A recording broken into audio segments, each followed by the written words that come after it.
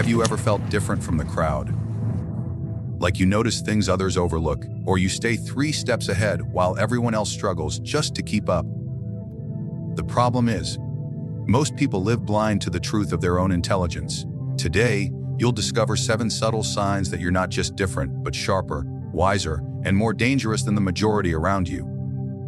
Signs number 1. There is a great illusion in this world, and it is the illusion of words.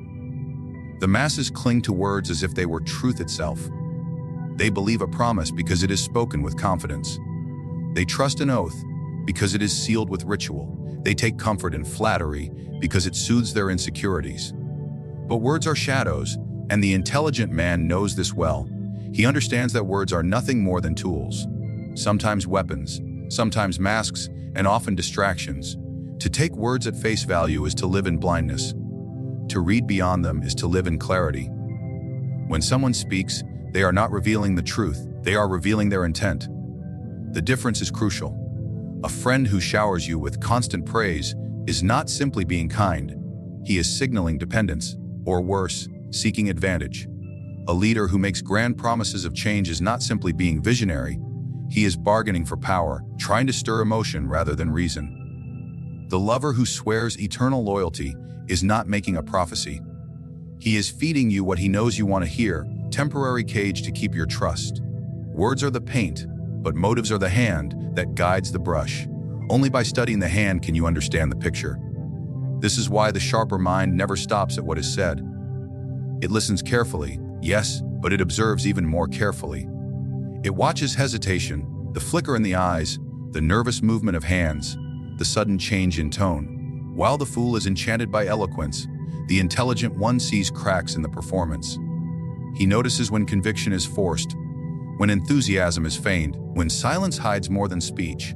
In this way, the intelligent person strips away the veil of words and exposes the raw intention beneath. Most people live in a world of surface impressions. They confuse politeness with loyalty, aggression with strength, and humility with weakness, but you see differently. When someone is polite, you ask yourself, is this courtesy born of respect, or is it a calculated disguise? When someone shows anger, you do not simply fear them. You ask what insecurity provoked this reaction, what fear hides behind the noise. When someone plays humble, you do not rush to lower your guard. You question whether this humility is genuine or a mask for ambition. In short, you do not fall for appearances. You understand that every word and gesture has an agenda. The sharper mind knows that humans are driven by need for power, need for survival, need for validation, need for advantage. Every sentence that passes a person's lips is an attempt to secure one of these needs. The unwise man only hears the sentence. The wise man uncovers the need behind it. Subordinate who constantly agrees with you may not respect your vision. He may simply fear losing his position. A rival who insults you in public may not actually despise you. He may only wish to elevate his standing in the eyes of others. The intelligent man is never fooled by the surface insult or compliment. He sees the hunger underneath. This ability, to see motives and not words, is not just awareness. It is a weapon. It allows you to predict behavior, to know where loyalty ends and betrayal begins, to understand who can be trusted and who is merely acting. The masses are manipulated because they believe language is truth. You are free from such manipulation because you know language is a disguise. You never waste energy fighting words. You fight the intent that gave birth to them. And because you see motives, you also know when to remain silent. You know that in silence, others reveal more of themselves than they intend. The more they speak, the more you see the gap between their words and their motives. You recognize that the man who cannot stop talking about his honesty is often hiding dishonesty. The one who preaches loyalty the loudest is often preparing betrayal. The woman who insists she is different from the rest is often just like them, if not worse. They cannot help but expose themselves, because their words eventually betray their true desires. Where others see conversations, you see negotiations. Where others see arguments, you see struggles for dominance. Where others see flattery, you see strategy. And when you live with this awareness, you realize that almost no one truly speaks the truth. They speak what benefits them, what protects them, what elevates them, what hides them. And if you can strip away the disguise, and study the motive. You hold power over them because you understand them better than they understand themselves. Signs number 2E. The difference between the ordinary and the exceptional mind lies in time. Most people live shackled to the present, reacting blindly to whatever is placed before them. They are like pawns on a board, moving one square forward, unaware of the larger design in which they are trapped. Their emotions govern them, their impulses dictate their choices, and their vision extends no further than the immediate. But the sharper mind is not confined to the present. It sees patterns stretching beyond the moment, it anticipates before others act, and it calculates outcomes long before they unfold. To think 3 steps ahead is to escape the chains of reaction and enter the realm of command. You see, the ordinary mind is a prisoner of short-term satisfaction. When insulted, it strikes back without hesitation. When tempted, it indulges without restraint. When offered a shortcut, it takes it without reflection. But the one who thinks ahead understands that every action has ripples, every decision sets into motion consequences that others cannot yet perceive. This foresight makes all the difference. It allows you to turn what others see as chaos into order, what others see as chance into inevitability. For the intelligent, life is not a series of random events. It is a battlefield where strategy dictates survival. Consider the way people play games of influence. A careless word today can destroy a reputation tomorrow. A small concession now can place you under someone's control later. Most do not think of these consequences. They chase victory in the moment, unaware they are losing the larger war. But you, by nature, see the board as a whole. When you make a choice, you already know the possible reactions it will provoke, the opportunities it will open, and the dangers it might create. You measure not only the first outcome, but the second and the third. You plan moves that others will only recognize after they are already trapped within them. This foresight often makes you appear cold, but in truth it is clarity.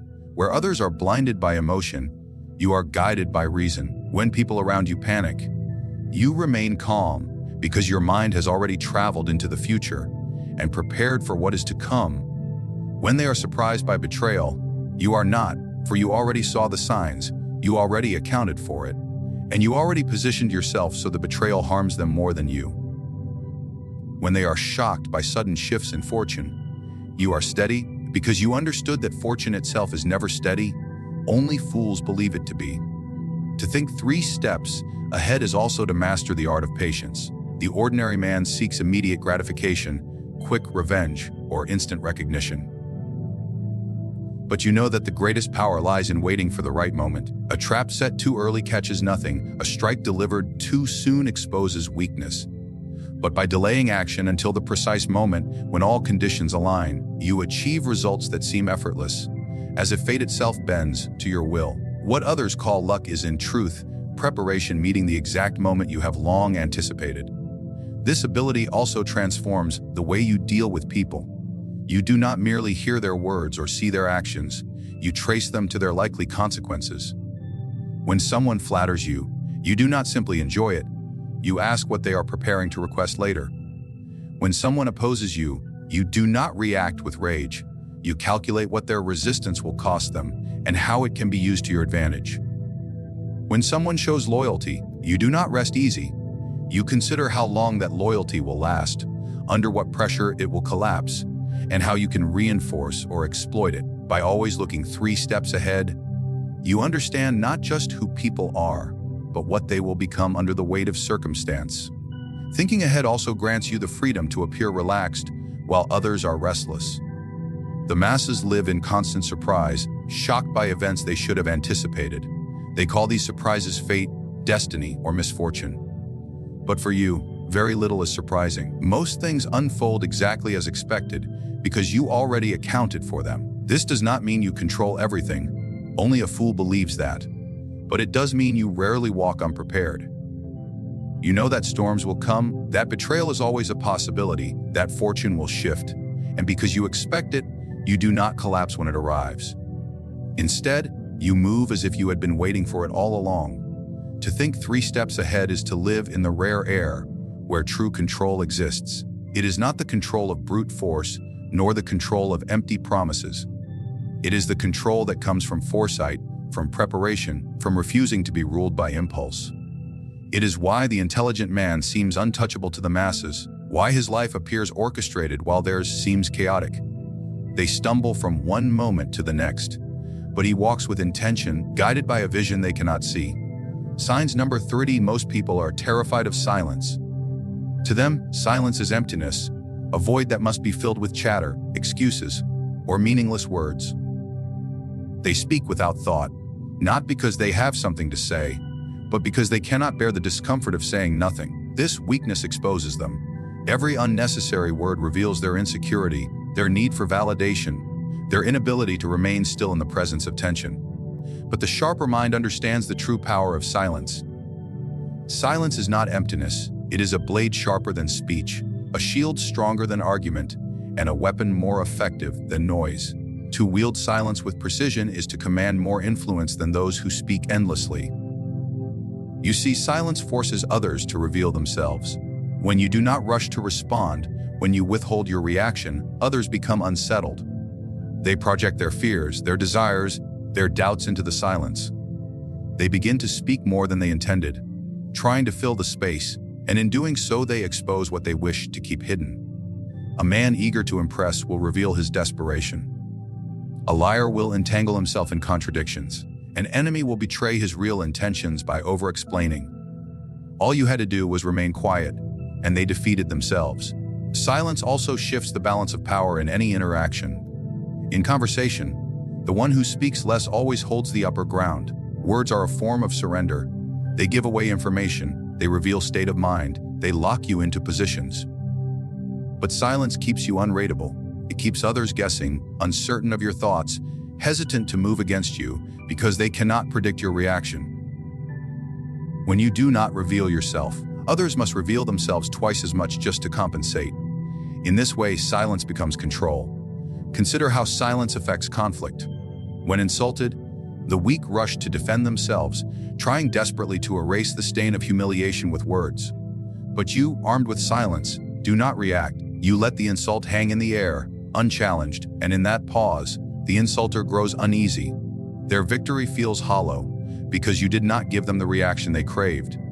In time, their aggression turns inward, as they question whether they have exposed more about their own insecurity than about you. Silence is not submission, it is dominance in its most refined form. Silence is also a test. By remaining quiet, you measure the strength of others. Those who cannot endure silence are weak, slaves to their own discomfort. They will betray themselves by talking too much, apologizing unnecessarily, or revealing secrets that should have remained hidden. Those who can endure silence are more dangerous, but even then, your silence forces them into calculation, showing you the depth of their discipline. Either way, silence uncovers the truth. It reveals who is fragile and who is formidable. The intelligent use of silence also extends to timing. Not all silence is equal. Sometimes it is the silence of restraint, when you choose not to answer an insult, not to explain yourself, not to chase validation. Sometimes it is the silence of presence, where your quiet attention makes others feel watched, judged, or weighed, without you lifting a finger. And sometimes it is the silence of anticipation, when you allow tension to build until others are desperate for you to break it. Only for you to deliver your words at the exact moment they will strike with the greatest impact. Silence is not passive. It is an active force, one you deploy with precision depending on the situation. This mastery of silence also gives you authority. Leaders who speak constantly dilute their influence, their words lose weight because they are too frequent. But leaders who speak rarely are remembered. Each word becomes precious because it emerges from silence. When you choose silence over noise, your eventual speech carries more gravity, more resonance, more influence. People lean in when you finally break the silence, because they know you did not waste your voice on triviality. There is another dimension to silence. It is freedom. The average person feels enslaved by the need to respond, to explain, to justify themselves at every turn, but you are not compelled to answer every question, nor to respond to every challenge. By remaining silent, you deny others access to your inner world. You preserve your independence, your mystery, your control. No one truly knows where you stand, because you have not allowed your tongue to betray you. Silence protects you from being trapped by promises, cornered by arguments, or exposed by emotion. It is the fortress of the mind. Few ever learn to guard it. Finally, silence magnifies your presence. In a room full of noise, the one who remains still and silent draws the most attention. People cannot help but notice the one who does not scramble for approval, who does not compete for dominance through words. Your silence becomes unsettling, almost intimidating, because it signals strength. It says you do not need to prove yourself. You do not need to explain. You do not need to seek anyone's validation. And when silence becomes your weapon, others begin to fear what you might say, even before you have spoken a single word. Signs number 4: most men crumble when the ground shifts beneath them. They cling to what is familiar, desperate to preserve stability, and when change comes, as it always does, they are broken. Others bend too far the opposite way. They throw away their core, reshaping themselves at every turn, becoming whatever the world demands of them. These men survive temporarily, but they lose all strength, all direction, because they have no spine. The rarest mind, however, knows the art of adapting without surrendering control. It bends when needed but never breaks. It adjusts to storms, yet remains anchored in its own authority. This is the mark of higher intelligence. The ability to transform without ever dissolving. Life is movement. Power shifts, alliances collapse, fortunes vanish, and dangers emerge from nowhere. The fool resists this movement, clinging to rigid patterns. He insists the world should remain as he imagines it, and so he suffers when reality refuses to obey. He treats change as an enemy, and so he is defeated by it. The weak man, on the other hand, embraces change too blindly. He changes his beliefs as quickly as others change their clothing. He adopts whatever opinion is popular, whatever path is easiest, whatever identity will protect him in the moment. But because he has no root, he is swept away by every current. His life is not his own, it belongs to circumstance. To adapt without losing control is to combine the strength of both flexibility and firmness. You are neither rigid nor spineless. You move with the current when it benefits you, and against it when it weakens you. You understand that change is not to be resisted or surrendered to blindly. It is to be mastered, and mastery means knowing how to let change serve you rather than enslave you. When faced with unexpected challenges, most men reveal their fragility. A sudden betrayal shatters their trust completely. A shift in fortune leaves them paralyzed. A defeat convinces them to abandon all effort. But you, sharper mind, expect such storms. You already account for them in your design, and when they arrive, you adjust without panic. You allow the betrayal to reveal the truth of those around you.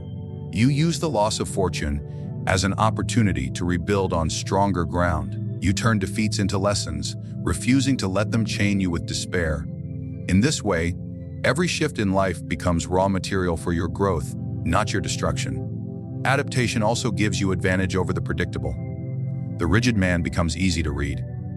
His reactions are always the same, his behavior consistent to the point of weakness. Enemies can anticipate his every move. The weak man, constantly changing shape, cannot be relied upon. No one trusts him, and so he is left powerless. But you remain elusive. You adapt just enough to remain unpredictable, yet never so much that you lose yourself. Others cannot pin you down, cannot prepare for you, because your response is never exactly what they expect. This makes you dangerous. It makes you a moving target that cannot be struck with certainty. Yet beneath this ability to adapt lies something unshackable: control. Control over your emotions, over your impulses, over your reactions. The masses fail because they allow circumstances to dictate their behavior. When fortune favors them, they grow arrogant. When misfortune strikes, they collapse into despair. They are puppets, their strings pulled by events beyond their comprehension. But you hold the strings yourself. Even when you adjust your strategy, even when you change your path, it is by your choice, not by compulsion. You are not controlled by change. You control how you will dance with it. This control is visible in how you present yourself. When fortune smiles, you do not lose yourself in celebration. You remain measured, aware that fortune shifts as easily as the wind. When hardship strikes, you do not reveal desperation. You wear calmness like armor, making others believe you remain untouched, even when storms rage inside. This illusion of unbreakable steadiness confuses those around you. They cannot tell whether you are truly invulnerable or simply too composed to show weakness. Either way, it grants you power. To adapt without losing control also means mastering roles. In different rooms, you can become what is necessary without losing who you are. Among allies, you can appear open, approachable, encouraging trust. Among rivals, you can present yourself guarded, cautious, unrateable. Among the powerful, you can show humility when it suits you, masking the strength you withhold. Yet behind all these roles lies the same unchanging center: your control. You do not become the role. You only wear it until it has served its purpose. Most people adapt unconsciously. They bend to pressure without realizing it, allowing fear or desire to shape them. But you adapt deliberately. You calculate when to yield and when to resist, when to retreat and when to advance, when to blend in and when to stand out. Every adjustment is chosen, not forced. This is the difference between adaptation as survival and adaptation as power. Survival keeps you alive, power ensures you thrive. And there is something more. The ability to adapt while retaining control makes you untouchable to fate. The world can change around you, yet you do not lose yourself within it. Trends rise and fall, loyalties shift, power structures collapse, but you remain constant in one thing: your authority over yourself. This is why others, in time, begin to look to you for direction. While they waver, while they crumble, while they are tossed between extremes, you remain steady even as you change. It is a paradox few can master. You bend, but you never break. You shift, but you never dissolve. Signs number 5. The majority of people spend their lives running from the shadows.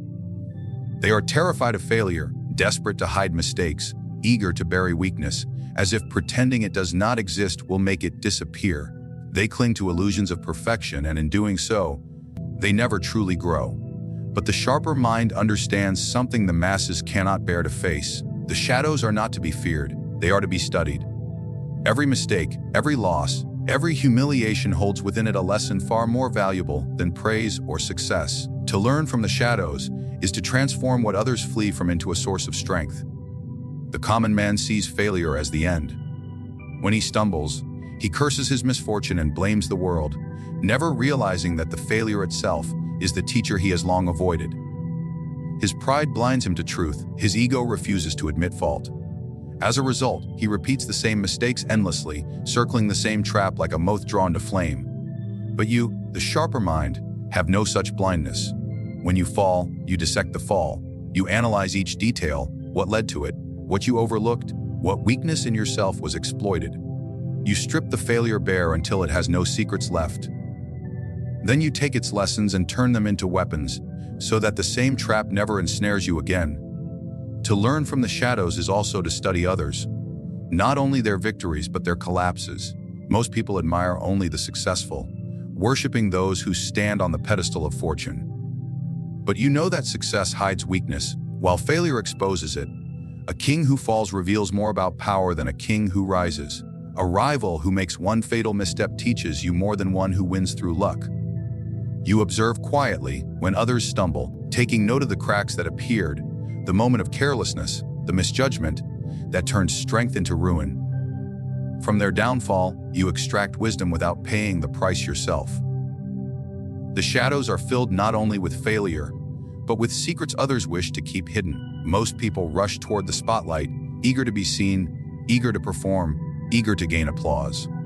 But in the spotlight, there is little to learn. The truth of human nature lies in the shadows. What people do when they think no one is watching, what they confess when silence surrounds them, what slips through when they are tired of wearing masks. You watch these hidden moments closely, and you gain knowledge that others overlook. A man reveals more in his hesitation than in his speech. A woman reveals more in her silence than in her promises. The shadows strip away illusions, and only those willing to dwell there can see what is real. The weak avoid their darker side, pretending it does not exist. They wear masks of kindness, masks of morality, masks of virtue, terrified that acknowledging their shadow will make them monstrous. But you understand that ignoring the shadow does not destroy it. It only makes it stronger, lurking beneath the surface, waiting for the moment to erupt. Instead of denial, you confront it.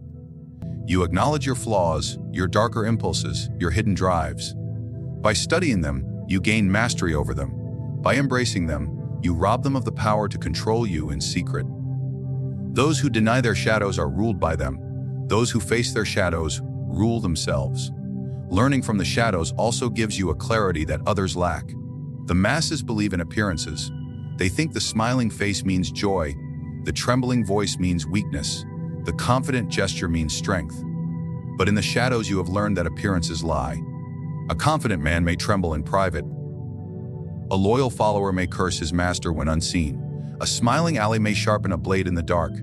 Because you study the shadows, you are not fooled by surfaces. You expect duplicity, you expect contradiction, and you prepare for them. There is also a discipline in turning pain into wisdom.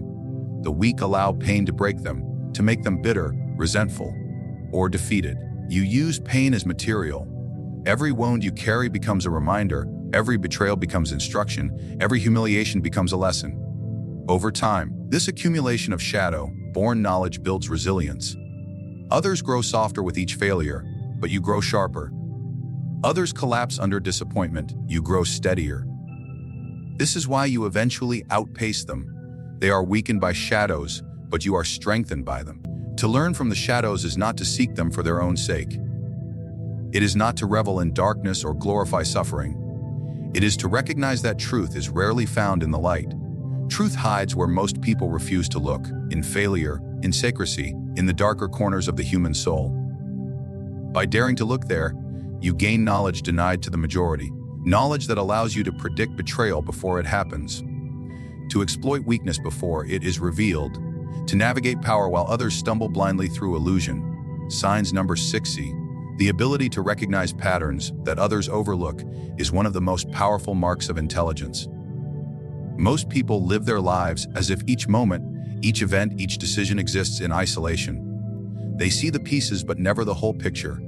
They focus on the immediate, the obvious, the surface. But the sharpest minds understand that life is not a series of disconnected accidents. It is a chain, a sequence, a web of cause and effect. To see patterns where others see randomness is to hold a kind of vision that transcends the ordinary. This is not simply about logic or reasoning. It is about connecting threads that are invisible to the majority. When you see patterns, you understand repetition. You recognize that human behavior rarely changes at its core. People repeat their mistakes. Societies cycle through prosperity and collapse. Power rises and then decays. Love burns and then fades. Those who cannot recognize these patterns become blind actors in a play they do not understand. They respond impulsively. They are shocked by outcomes that could have been foreseen. And they remain vulnerable to forces they cannot name. But when you see the underlying structure beneath the surface chaos, you are no longer just living. You are anticipating, calculating, maneuvering with precision. This ability is not born from chance, but from observation sharpened over time. You pay attention when others are distracted. You notice the small shifts in tone during a conversation, the subtle hesitation in a handshake, the unspoken alliances forming in a group.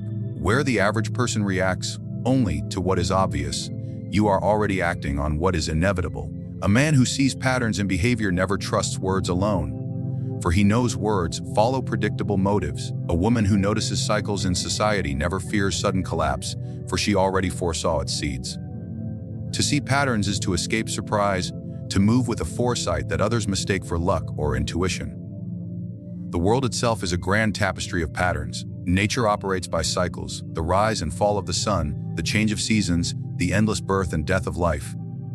History, too, is not a straight line but a spiral, always repeating itself in familiar forms, empires rising in glory only to crumble in decadence, revolutions erupting with fury only to devour themselves, leaders celebrated one moment and discarded the next. Those who study these cycles can predict the turn of events long before the masses recognize them. To ignore patterns is to stumble in the dark. To see them is to move with a lantern. Even in the smallest matters, patterns reveal truths that others cannot grasp. In negotiation, the clever mind notices how people return again and again to certain weaknesses, insecurities, or desires. In relationships, one recognizes that attraction, betrayal, and reconciliation follow rhythms that repeat across time and people. In wealth, one understands that markets and opportunities rise and collapse not by accident, but by repetition of human greed and fear. Each of these is a pattern waiting to be recognized, waiting to be used. Those who see patterns possess a weapon that is both defensive and offensive. Defensively, it shields you from manipulation because you recognize when someone is following a strategy you've already seen in others. Offensively, it allows you to maneuver ahead of your rivals, to take positions and make decisions that appear prophetic. The ability to connect events others consider separate gives you a map of terrain they cannot see. And in any contest, whether of politics, business, or personal power, the one with the better map holds the advantage. What makes this ability rare is not that the patterns are hidden, it is that most people refuse to see them. They are too distracted by their emotions, too attached to the illusion of uniqueness, too eager to believe that their situation is unlike any that has come before. They want to imagine that history bends for them. People act out of originality rather than predictability. But you know better. You know that what has been will be again, that people are bound by their nature, and that events will always reflect the deeper structures of power, desire, and fear. To recognize patterns requires detachment. You cannot cling too closely to the present moment or drown in its chaos. Instead, you must step back, observe, and see beyond the noise.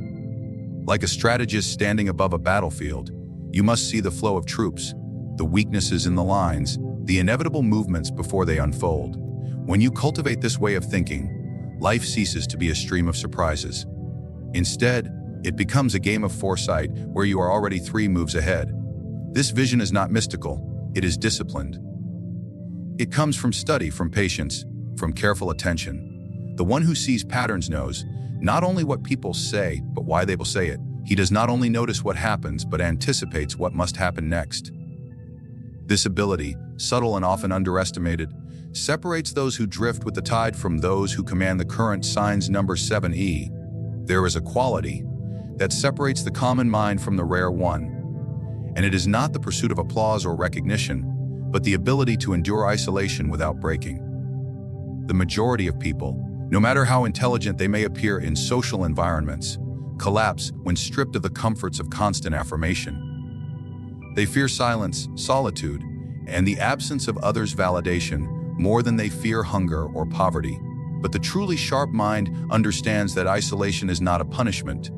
It is a weapon, a crucible that tempers intelligence into something unshakable. The man or woman who can stand alone, unbent by the absence of company, has already risen above the herd.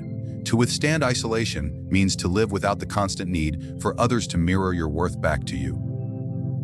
Most individuals are addicted to chatter, distraction, and companionship, even if it is shallow and useless, because solitude forces them to confront themselves. A smarter mind, however, uses solitude to sharpen its inner vision. It reads, it plans, it contemplates, and it observes the movements of people from a distance without being consumed by them.